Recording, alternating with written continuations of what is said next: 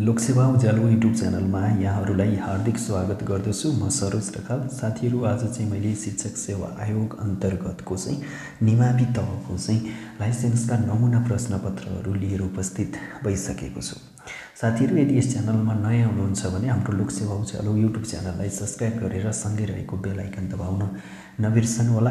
अनि धेरै साथीहरू पनि अब चैतमा खुल्ने शिक्षक सेवा आयोग अन्तर्गतको लाइसेन्सको चाहिँ तयारी गरेर बस्नुभएको हुनसक्छ। उहाँहरूलाई पनि सजिलो होस् भन्ने चाहनुहुन्छ भने चाहिँ यस भिडियोलाई सेयर गरेर जतिसक्दो धेरै साथीहरूको माझ पुर्याइदिनु होला भन्दै आजको भिडियो सुरु गर्न चाहन्छु। है त साथीहरू, रहेको छ स्क्रिनमा देखिसक्नु भएको छ शिक्षक सेवा आयोग विषय गणित आधारभूत 6 देखि 8, समय 1 घण्टा 45 मिनट। तपाईहरुलाई सोलुसन गरेर पनि सल्भ गर्ने खाले क्वेशन आउने हुनाले 40 वटा प्रश्नलाई 1 घण्टा 45 मिनटको समय पाउनुहुनेछ। अध्यापन अनुमति पत्र, लिखित परीक्षा सेट 4 भन्ने रहेको छ। र साथीहरुलाई एउटा अनुरोध के गर्न चाहन्छु भने यदि च्यानलमा नयाँ हुनुहुन्छ भने चाहिँ लाइक, कमेन्ट, शेयर र सब्स्क्राइब गर्न पनि नबिर्सनु होला। है त साथीहरु, भन्दै आजको भिडियो सुरु गर्न चाहन्छु। है त साथीहरु, सुरुमा चाहिँ मैले भिडियो सुरु गर्नुभन्दा अगाडि चाहिँ तपाईहरुलाई केही जानकारीहरु दिने कोसिस गरेको छु। है त र साथीहरु, तपाईहरुले बुझ्नुपर्ने के छ भने गणितका क्षेत्रहरु, गणित विषयका क्षेत्रहरु चाहिँ हामीहरुले पढिसकेका छौं। गणितका क्षेत्रहरु चाहिँ 9 वटा थिए हो। गणित विषयका क्षेत्रहरु र गणित विषयका सिकाइका क्षेत्रहरु पनि 8 वटा रहेका छन्। है, सम्झिनु है, गणितका क्षेत्रहरु 9 वटा छन्, तर गणितको विषय सिकाइका क्षेत्रहरु, गणितको सिकाइका क्षेत्रहरु पनि 8 वटा रहेका छन्। जसमा एउटा ज्यामिति, अर्को समूह, अर्को स्थानान्तरण, अर्को तथ्याङ्क शास्त्र, अर्को बीजगणित, अर्को अङ्कगणित, अर्को निर्देशाङ्क ज्यामिति र अर्को क्षेत्र मितिगरी 8 वटा चाहिँ गणित विषयका सिकाइका क्षेत्रहरू छन्। र साथीहरू, यही 8 वटा तपाईहरुले जुन क्षेत्र देख्नुभयो नि, यही 8 वटामा सम्बन्धित रहेर तपाईहरुलाई यो च्याप्टरबाट चाहिँ प्रश्नहरू 4 वटा प्रश्नहरू सोध्नेछ। है साथीहरू, त्यसैले यतिलाई यो 8 वटा क्षेत्रलाई चाहिँ एकदम राम्रोसँग ध्यान दिएर पढ्नु होला। है त साथीहरू, र 1 नम्बरमा रहेको छ ज्यामिति। ज्यामितिभित्र चाहिँ पाठ, त्यो ज्यामितिभित्र पाठ चाहिँ 5 वटा च्याप्टरहरू रहन्छन्। है, तपाईहरुले सोध्छ, कसरी सोध्छ त भन्दा गणित विषयको पाठ्यक्रम अनुसार ज्यामितिमा चाहिँ कति पाठहरू समावेश गरिएको हुन्छ भनेर सोध्छ। कतिवटा पाठहरू चाहिँ के गर्छ, समावेश गरिएको हुन्छ भनेर सोध्यो भने तपाईहरुले के भन्नुपर्ने हुन्छ त 5 वटा भनेर लाउनु पर्ने हुन्छ। है त साथीहरू, गणित विषयको अथवा गणित पाठ्यक्रम अनुसार अथवा निमाविको पाठ्यक्रम अनुसार ज्यामितिमा कतिवटा पाठहरू समावेश गरिएको हुन्छ भनेर तपाईहरुले प्रश्न सोध्छ। त्यतिबेला तपाईहरुले के भन्न सक्नु पर्यो त 5 वटा भनेर भन्न सक्नु पर्यो। के हुन् त? एउटा वृत्त, अर्को समरूपता र अनुरूपता, अर्को ठोस आकार, अर्को रेखा र कोण, अर्को त्रिभुज, चतुर्भुज र बहुभुज गरी 5 वटा चाहिँ ज्यामितिका के हुन्छन् त पाठहरू रहेका हुन्छन्। तपाईहरुले गणित विषयको ज्यामितिका पाठहरू कति हुन्छन् भनेर सोध्न नि सक्छ, अथवा तल दिएका मध्ये ज्यामितिको पाठ कुन पर्दैन, कुन पर्छ भनेर पनि तपाईहरुले सोध्न सक्छ। यो चाहिँ राम्रोसँग ध्यान दिएर पढ्नु होला। है त। र साथीहरू, तपाईहरुले ब्राकेटमा 13, 15 र 8 देख्नु भएको छ नि, त्यो चाहिँ हाम्रो गणित यो ज्यामिति पढाउनको लागि कक्षा 6, कक्षा 7 र कक्षा 8 मा लाग्ने घण्टी हो। है, जस्तो ज्यामिति पढाउनको लागि कक्षा 6 मा 13 घण्टी पढाउनुपर्छ, त्यस्तै ज्यामिति पढाउन कक्षा 7 मा 15 घण्टी, ज्यामिति पाठ पढाउनको लागि कक्षा 8 मा 8 घण्टी पढाउनु पर्ने हुन्छ। है त। अथवा तपाईहरुले के पनि भनेर सोध्न सक्छ भने निमावि पाठ्यक्रम अनुसार कक्षा 8 को ज्यामितीय पाठ्यभार कति हुन्छ, कक्षा 8 को ज्यामितिको पाठ्यभार कति हुन्छ भनेर पनि सोध्न सक्छ। है त। कक्षा 8 को ज्यामितिको पाठ्यभार कति हुने भयो त 8 हुने भयो। कक्षा 8 को ज्यामितिको अथवा कक्षा 7 को ज्यामितिको पाठ्यभार कति हुन्छ भने पनि कक्षा 7 को कति हुने भयो त 15 हुने भयो। त्यस्तै कक्षा 6 को ज्यामितीय पाठ्यभार कति हुन्छ भनेर सोध्यो भने 13 हुन्छ। त्यो पनि तपाईहरुले बुझ्नु होला। है त। त्यस्तै अर्को दोस्रोमा रहेको छ समूह। पाठ 1 एउटा मात्रै पाठ छ समूह। है त। त्यस्तै यसको चाहिँ घण्टी कक्षा 6 को लागि 15 घण्टी, कक्षा 8 को लागि 7 को लागि 12 घण्टी र कक्षा 8 को लागि 10 घण्टी पढाउनु पर्ने हुन्छ। तपाईहरुलाई यही किसिमबाट प्रश्न सोध्छ, कक्षा 6 को समूहको पाठ्यभार कति छ भनेर सोध्न नि सक्छ। अन्त कक्षा 6 को समूह पाठ पढाउन कति घण्टी पढाउनुपर्छ भनेर पनि सोध्न सक्छ। त्यो अवस्थामा नि के गर्नुपर्छ 15 लेख्न सक्नु पर्यो है त साथीहरु। क्वेशनहरु तपाईहरुले आफै बनाउनु होला है त। त्यस्तै कक्षा 6 को लागि 15, कक्षा 7 को लागि 12 घण्टी र कक्षा 10 को लागि 10 घण्टी पढाउनु, कक्षा 8 को लागि 10 घण्टी पढाउनु पर्छ। तपाईहरुलाई सोध्नेको चाहिँ के हो त कक्षा 10 को कक्षा 8 को समूहको पाठ्यभार कति छ भनेर सोध्न पनि सक्छ है त। त्यस्तो अवस्थामा तपाईले कक्षा 8 को समूहको पाठ्यभार 10 भनेर टिक लाउन सक्नुपर्ने हुन्छ है त साथीहरु। त्यस्तै तेस्रोमा स्थानान्तरण छ पाठ 3 भन्ने रहेको छ है त। पाठ 3टा रहेको छ स्थानान्तरण अन्तर्गत। के रहेको छ त कमा स्थानान्तरण, खमा टेसिलेसन र गमा दिशा स्थिति र स्केल ड्राइङ। अरुमा चाहिँ मैले त्यसरी नदिएर यो स्थानान्तरणलाई यसरी किन दिए त भन्दाखेरि स्थानान्तरण पाठ चाहिँ एकदम इम्पोर्टेन्ट रहेको छ। त्यसैले गर्दा चाहिँ मैले तपाईहरुलाई क ख ग भनेर छुट्टै दिएको छु है त साथीहरु। स्थानान्तरण छ जुन तपाईहरुले देख्नुभयो नि स्थानान्तरणको लागि चाहिँ कक्षा 6 को लागि 3, कक्षा 7 को लागि 5 र कक्षा 8 को लागि 5 गरी यी चाहिँ घण्टीहरु रहेका छन्।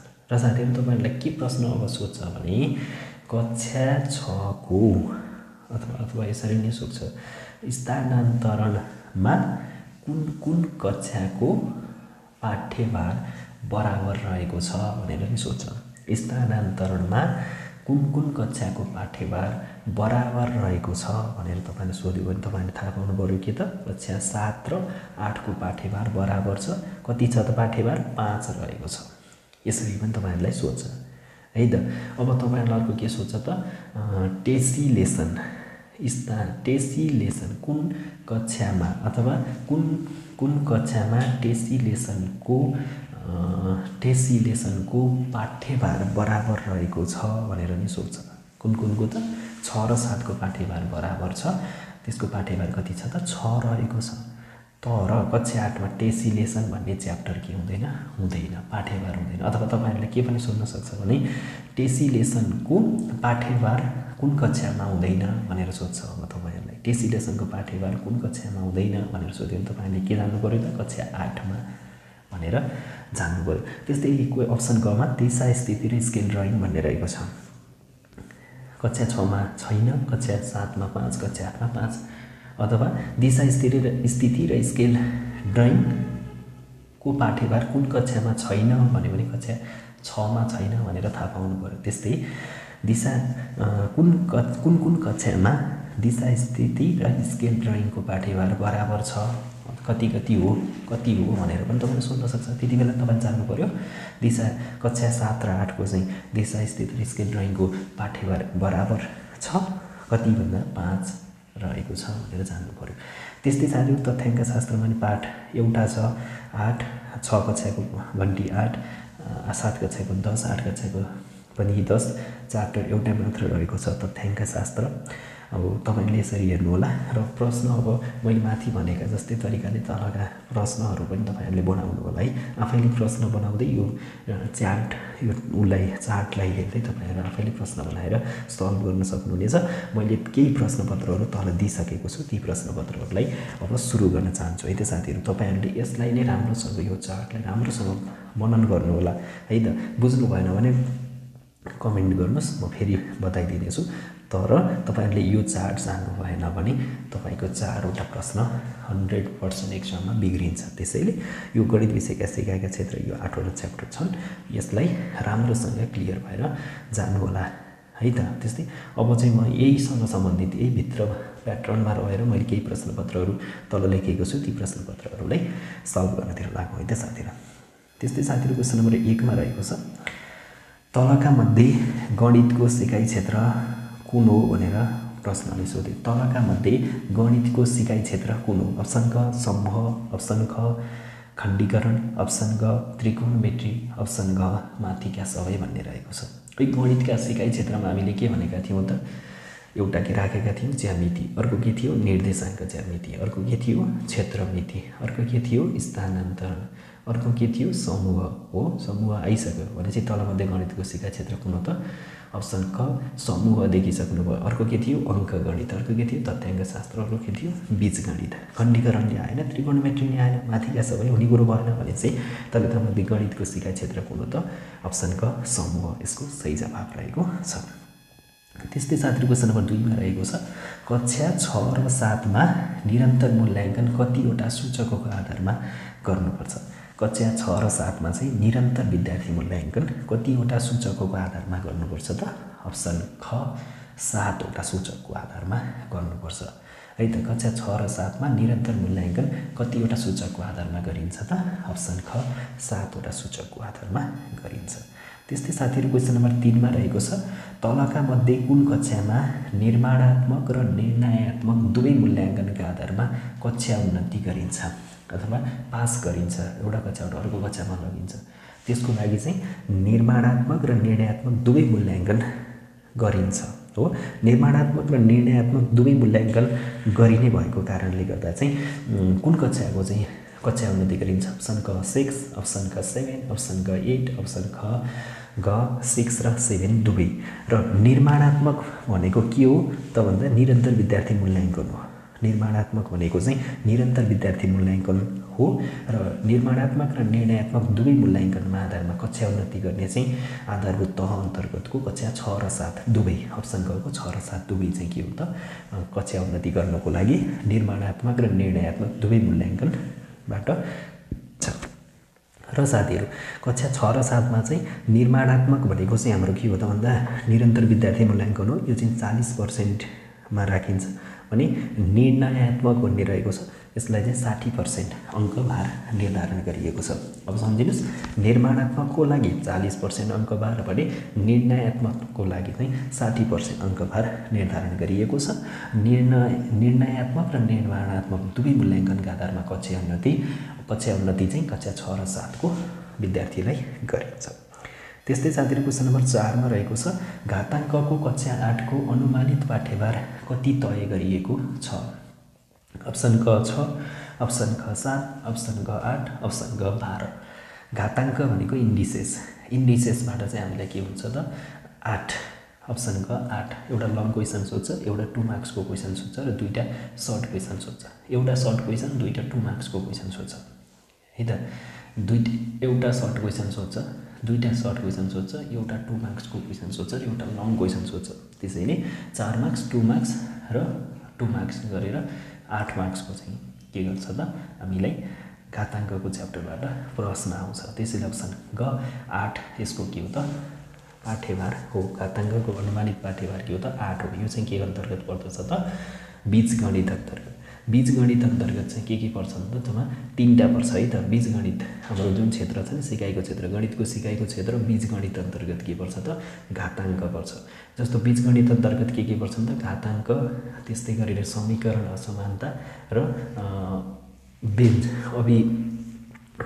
अभिव्यञ्जक भन्छ नि अभिव्यञ्जकहरू चाहिँ के गर्छन् त घाताङ्कका अभिव्यञ्जकहरू चाहिँ यो बीजगणित अन्तर्गत पर्छन् के पर्छन् त बीजगणित अन्तर्गत घाताङ्क समीकरण असमानता र लेखाचित्र भइहाल्यो अनि त्यसपछि घाताङ्कको अभिव्यञ्जक भन्ने गरी तीनटा चाहिँ के हुन्छ यो बीजगणितका क्षेत्रहरू हुन् जसमध्ये घाताङ्कको पाठ्यभार चाहिँ कति हुन्छ त 8 हुन्छ अप्सन क 8 यसको सही जवाफ रहेको छ त्यस्तै साथीहरु क्वेशन नम्बर 5 मा रहेको छ अङ्कगणितको आधारभूत पाठ भनेर कुनलाई चिनिन्छ अङ्कगणितको आधारभूत पाठ भनेर कुनलाई चिनिन्छ अङ्कगणितको आधारभूत पाठ अङ्कगणितका पाठहरू चाहिँ त्यहाँ तपाईले अप्सनमा दिनुभएका देख्नुभएका छ नि अङ्कगणितको चाहिँ पाठहरू भनेको 9 वटा रहेका छन् जसमध्ये तपाईले त्यहाँ देख्नुभएको 4 वटा छ जुन यो 4 वटा सबै अङ्कगणितको पाठ हुन् तर अङ्कगणितको आधारभूत पाठ भनेर चाहिँ अप्सन क को पूर्ण संख्या अप्सन क को नाफा र नोक्सान अप्सन क को ऐकिक नियम अप्सन क को साधारण ब्याज मध्ये अप्सन क को पूर्ण संख्यालाई चिनिन्छ अङ्कगणितको आधारभूत पाठ भनेर चाहिँ अप्सन क पूर्ण संख्यालाई चिनिन्छ तर अङ्कगणितको पाठ चाहिँ के हुन्छ अप्सन 4 वटै देख्नुभएका अप्सनहरू अङ्कगणितका पाठ हुन् तर अङ्कगणितको आधारभूत पाठ भनेर चाहिँ अप्सन क पूर्ण संख्यालाई चिनिन्छ त्यस्तै साथीहरु क्वेशन नम्बर 6 मा रहेको छ गणितीय विषयवस्तुहरू के को अनुकूलतामा समावेश हुन्छन् गणितीय विषयवस्तुहरू के को अनुकूलतामा समावेश हुन्छन्? अप्सन क क्षमता, अप्सन ख स्तर, अप्सन ग उमेर, अप्सन ग माथिका सबै। गणितीय विषयवस्तुहरू चाहिँ अब कसरी चाहिँ पाठ्यक्रमहरू तयार गरिन्छ त? विद्यार्थीको कुन किसिमको क्षमता हुन्छ त्यो त हेरिन्छ, स्तर कस्तो हुन्छ त्यो नि हेरिन्छ, उमेरको आधारमा पनि के गरिन्छ पाठ्यक्रम तयार गरिन्छ। त्यसैले अप्सन क माथिका सबै यसको के छ त सही जवाफ रहेको छ। त्यस्तै साथीहरु क्वेशन नम्बर 7 मा रहेको छ आधारभूत तहको पाठ्यक्रम तलका मध्ये केमा आधारित पाठ्यक्रम हो? आधारभूत तहको 6 देखि 8 सम्मको जुन आधारभूत तह छ त्यसको चाहिँ आधारित पाठ्यक्रम तलका मध्ये के हो त? अप्सन क सक्षमता, अप्सन ख क्षमता, अप्सन क उमेर, अप्सन क समय। आधारभूत तहको पाठ्यक्रम चाहिँ सक्षमतामा आधारित हुन्छ है त। अप्सन क को सक्षमता यसको सही जवाफ रहेको छ। आधारभूत तहको पाठ्यक्रम चाहिँ सक्षमतामा आधारित पाठ्यक्रम हो। त्यस्तै साथीहरु क्वेशन नम्बर 8 मा रहेको छ पाठ्यक्रम अनुसार कक्षा 8 को गणित विषयको कतिवटा विषयगत सक्षमता तय गरिएको छ है त। यो चाहिँ तपाईहरुले जान्नुपर्ने नै क्वेशन छ, एकदम इम्पोर्टेन्ट क्वेशन रहेको छ। पाठ्यक्रम अनुसार कक्षा 8 को गणित विषयको कतिवटा विषयगत क्षमता तय गरिएको छ? अप्सन क 27, अप्सन ख 28, अप्सन ग 30, अप्सन ग 31 र यसको विषयगत सक्षमता चाहिँ अप्सन घ को 31 वटा, कक्षा 8 को चाहिँ 31 वटा विषयगत सक्षमताहरू तयार गरिएको छ। त्यस्तै साथीहरु क्वेशन नम्बर 9 मा रहेको छ निमावि तहकोमा कतिवटा विषय क्षेत्रहरू तोकेको छ? निमावि तहकोमा चाहिँ कतिवटा विषय क्षेत्रहरू तोकेको छ त? अघि नै आइसकेको छ। विषय क्षेत्र कतिवटा तोकेको छ त? 8 वटा तोकेको छ। निमावि तहको पाठ्यक्रममा कतिवटा विषय क्षेत्र तोकेको छ त? 8 वटा। अप्सन ग 8 वटा तोकेको छ। 8 वटा मध्ये के पर्छ त? ज्यामिति, निर्देशाङ्क ज्यामिति, क्षेत्रमिति, स्थानान्तरण, समूह, अङ्कगणित, तथ्याङ्कशास्त्र र बीजगणित चाहिँ के गर्छ त? विषय क्षेत्र अन्तर्गत पर्छन्। त्यस्तै साथीहरु क्वेशन नम्बर 10 मा रहेको छ अङ्कगणितमा कतिवटा पाठहरू निमावि तहको पाठ्यक्रमले छुट्याएको छ? अङ्कगणितमा कतिवटा पाठहरू निमावि तहको पाठ्यक्रमले छुट्याएको छ? अप्सन क 7, अप्सन ख 8, अप्सन ग 9, अप्सन ख 10। अङ्कगणितमा चाहिँ पाठ्यक्रमले 9 वटा पाठहरू छुट्याएको छ। अङ्कगणित अन्तर्गत चाहिँ 9 वटा पाठहरू के गरेको छ त? छुट्याएको छ। अघि नै आइसकेको छ है त अङ्कगणितको चाहिँ पूर्ण संख्या, वास्तविक संख्या, आनुपातिक संख्या अनि त्यसपछि साधारण व्यास, नाफा नोक्सान हो, यी सबै अङ्कगणित भित्रका पाठहरू हुन्। साथीहरु अङ्कगणितमा चाहिँ 9 वटा पाठहरू के गरेको छ त? छुट्याएको छ। र तपाईहरुले अहिले सुरुमा मैले जुन चार्ट दिएको थिएँ नि त्यो चार्टमा मैले सबै चाहिँ उहरुलाई राखिदिएको थिएँ। त्यहाँ पनि राम्रोसँग हेर्नुभयो भने तपाईहरुले बुझ्नुहुनेछ। त्यो भिडियोलाई हेर्दै गर्दा तपाईहरु त्यो भिडियोलाई स्किप गरेर पनि हेर्नु होला, जसले कुन रहेछ के रहेछ तपाईहरुलाई त्यसको पनि जानकारी हुनेछ है त साथीहरु। भन्दै अर्को प्रश्नतर्फ लाग्छु। त्यस्तै साथीहरु क्वेशन नम्बर 11 मा रहेको छ सिकाइ सहजीकरण विधिमा तलका मध्ये कुन पर्छ? सिकाइ सहजीकरण विधिमा तलका मध्ये कुन पर्छ?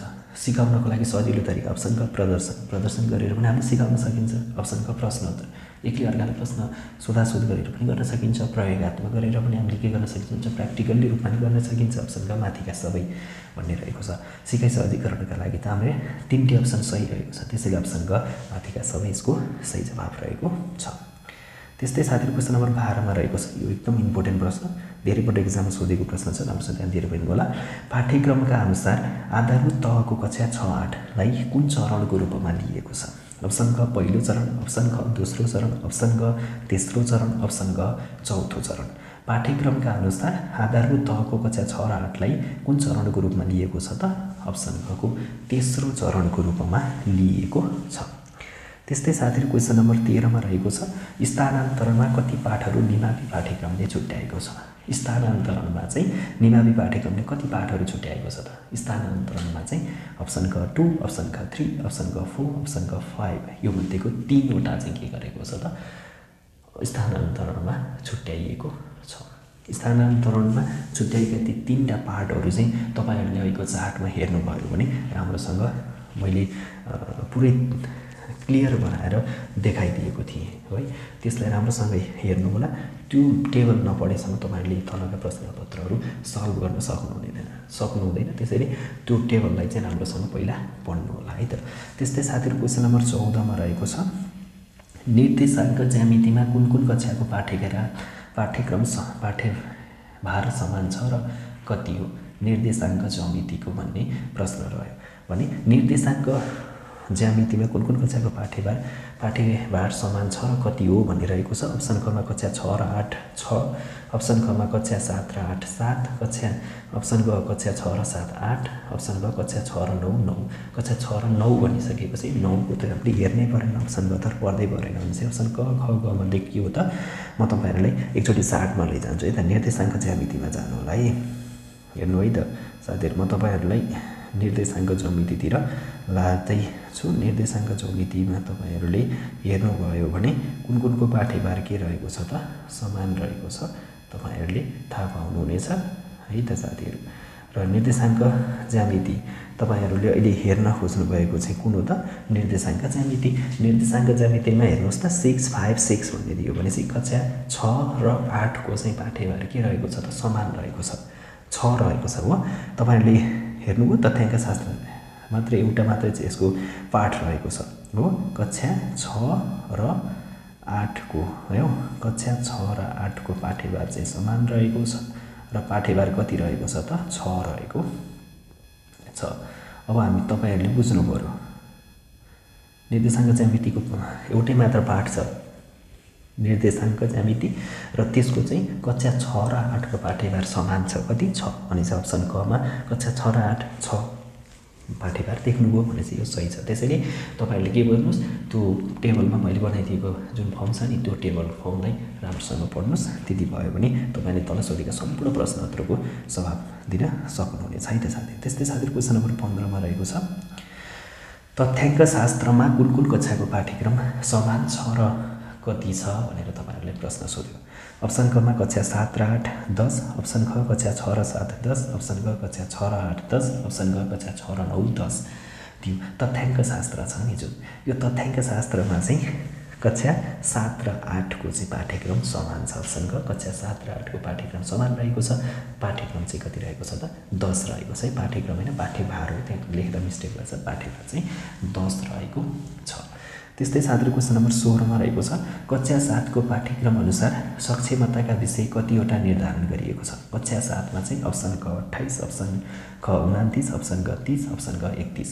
कक्षा 8 को चाहिँ सक्षमताको विषय चाहिँ 31 वटा निर्धारण गरिएको थियो भने कक्षा 7 को चाहिँ कति निर्धारण गरिएको छ त अप्सन क को 30 निर्धारण गरिएको छ। कक्षा 7 को पाठ्यभार चाहिँ सक्षमताको विषय 30 वटा निर्धारण गरिएको छ भने कक्षा 8 को पाठ्यक्रम अनुसार चाहिँ सक्षमताको विषय 31 वटा निर्धारण गरिएको छ। त्यस्तै साथी क्वेशन नम्बर 17 मा रहेको छ कक्षा 6 को पाठ्यभार अनुसार सक्षमताका विषय कतिवटा निर्धारण गरिएको छ। जस्तो तपाईहरुलाई पढ्नुभयो अप्सन 31 चाहिँ 8 कक्षाको थियो, 30 7 कक्षाको थियो भने अब 6 कक्षाको चाहिँ पाठ्यभार कति राखिएको छ त 27 वटा राखिएको छ। कक्षा 6 को चाहिँ 27 वटा पाठ्यभार के गरिएको सक्षमताका विषय निर्धारण गरिएको छ। यो पनि एकदम इम्पोर्टेन्ट छ है, सम्झिनु होला। कक्षा 8 को 31, कक्षा 7 को 30, कक्षा 6 को 27 वटा सक्षमताका विषय निर्धारण गरिएको छ। त्यस्तै साथी क्वेशन नम्बर 18 मा रहेको छ निमावि गणित पाठ्यक्रम अनुसार निमावि गणित पाठ्यक्रम अनुसार अंकगणितको विषयगत क्षेत्र कतिवटा छन्। अंकगणितको विषयगत क्षेत्र अंकगणितको चाहिँ विषयगत क्षेत्र कतिवटा छन् भनेर दियो। अप्सन क मा 8, अप्सन ख 9, अप्सन ग 10, अप्सन ग 10। अंकगणितको विषय क्षेत्रहरू कतिवटा छन् भनेर सोध्यो। यसको अप्सन ख 9 वटा चाहिँ सही जवाफ रहेको छ। त्यसमा तपाईहरुलाई नि भनिसकेको छु मैले पूर्ण संख्या, पूर्णाङ्क, आनुपातिक संख्या, वास्तविक संख्या हो, नाफा नोक्सान यी सम्पूर्ण साधारण ब्याज यी सबै के हुन्छन् त अंकगणित अन्तर्गतका विषय हुन् र त्यो चार्टमा तपाईहरुले मैले राखिदिएको छु, त्यसलाई राम्रोसँग ध्यान दिएर पढ्नु भयो भने सल्भ गर्न सक्नुहुनेछ है त साथीहरु। त्यस्तै साथीहरु क्वेशन नम्बर 19 मा रहेको छ निमावि गणित पाठ्यक्रम अनुसार ज्यामितिको विषयगत क्षेत्र कतिवटा छन्। निमावि गणित पाठ्यक्रम अनुसार ज्यामितिको विषयगत क्षेत्र कतिवटा रहेका छन्। तपाईहरुले ज्यामितिको विषयगत क्षेत्र अप्सन क 5, अप्सन ख 9, अप्सन ग 10, अप्सन ग 11 भन्ने रहेको छ भने निमाविको गणित पाठ्यक्रमको चाहिँ ज्यामितीय विषयगत क्षेत्र चाहिँ अप्सन क 5 वटा रहेका छन्। यो पनि एक्जाममा धेरै पटक सोधेको छ, राम्रोसँग ध्यान दिएर हेर्नु होला। त्यस्तै साथीहरु क्वेशन नम्बर 20 मा रहेको छ कक्षा 8 को बीजगणितको पाठ कति घण्टीको रहेको छ। कक्षा 8 को जुन छ बीजगणितको पाठ कति घण्टीको रहेको छ।